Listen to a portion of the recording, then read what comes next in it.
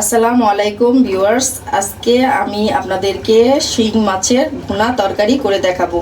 আমার পাশেই থাকুন, দেখতে থাকুন। শিং মাছগুলো আমি সুন্দর করে কেটে বেছে ঘষে পরিষ্কার করে নিয়েছি। এখন আমি মূল রান্নায় চলে যাই।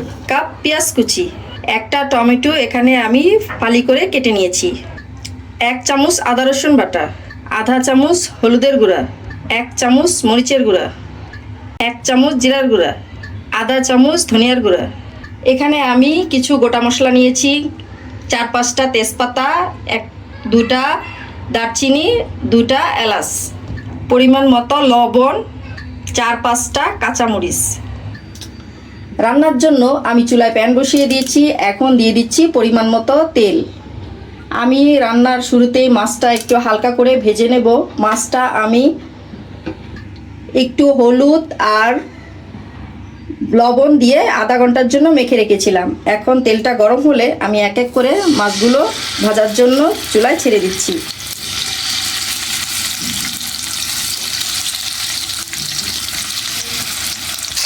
মাছটার এক পিঠ হয়ে গেছে, আমি এখন সবগুলো মাছ অন্য পিঠ উল্টিয়ে দিচ্ছি। মাছগুলো আমার ভাজা হয়ে গেছে, এখন আমি সব তুলে দিচ্ছি।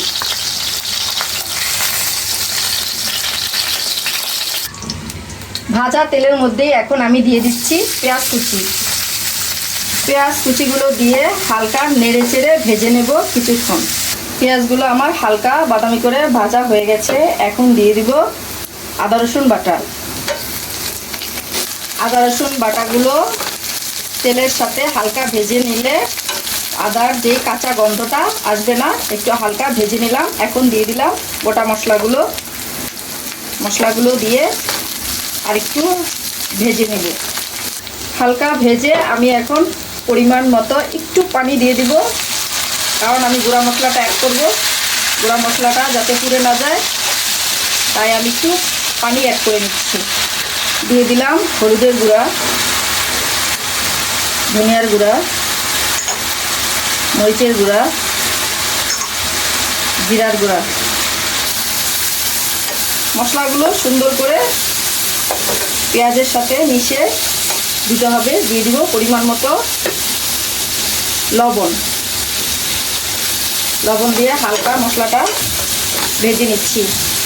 এখন দিয়ে দিব কেটে রাখা টমেটো কুচি আর কাঁচামরিচ দিয়ে এখানে ভালো করে 5 মিনিটের মতো কষিয়ে নেব। এখন দিয়ে দিব পানি।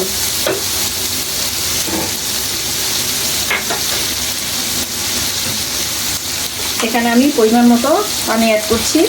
টমেটো আর পেঁয়াজটা সিদ্ধ হওয়ার জন্য পানিটা আমি এখানে ব্যবহার করলাম। ঢেকে দিচ্ছি 5 মিনিটের জন্য। ঢাকনাটা উঠিয়ে মশলাটা আরও ভালো করে পেঁয়াজের সাথে কষিয়ে দিলাম কিছুক্ষণ। আমার টমেটোটাও প্রায় সিদ্ধ হয়ে এসছে। এখন আমি দিয়ে দিব পরিমাণ মতো পানি।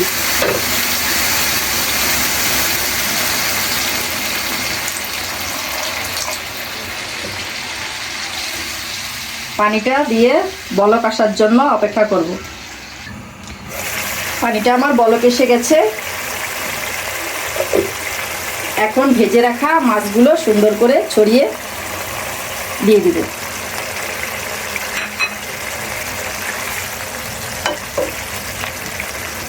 লবণটা চেক করে নেব আর 10-15 মিনিট হাই হিটে রান্না করব, ঝোলটা শুকিয়ে আসা পর্যন্ত। তৈরি হয়ে গেল আমার মজাদার শিং মাছ ভুনা। আমার রেসিপিটি ফলো করলে সুন্দর একটি মজাদার রান্না আপনারা করতে পারবেন। নতুনদের জন্য খুব সহজে আমি ভুনা তরকারিটা করে দেখিয়েছি। আমার রেসিপিটি যদি ভালো লেগে থাকে তাহলে লাইক, কমেন্ট, শেয়ার করতে ভুলবেন না। আর অবশ্যই আমার চ্যানেলটি সাবস্ক্রাইব করে রাখবেন নতুন নতুন রেসিপি পাওয়ার জন্য। আর যারা সাবস্ক্রাইব করেছেন তাদেরকে অসংখ্য ধন্যবাদ।